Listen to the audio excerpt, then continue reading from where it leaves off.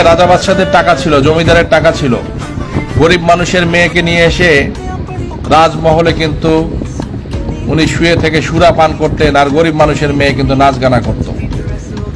প্রত্যেকটা জিনিসের opposite reaction আছে। আমার কাছে কেন জানি মনে হয় যে টিকটকের মাধ্যম আল্লাহ এই কারণে মানুষের মাথায় দিয়েছে যে বড় লোকের এখন সন্তানেরা, সুন্দর সুন্দর মেয়েরা নাচ গান করবে, গরিব ধনী সবাই দেখতেছে এখন। বোঝেন না এই কথাটা?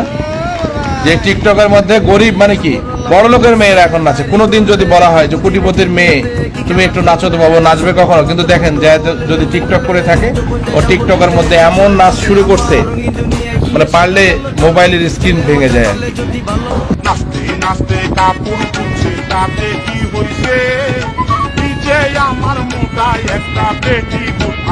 বুকে তাজা রক্ত, শান্তি আফামনির ভক্ত, আফামনির কি লাড়াচাড়া দেখে আমার হয়ে গেছে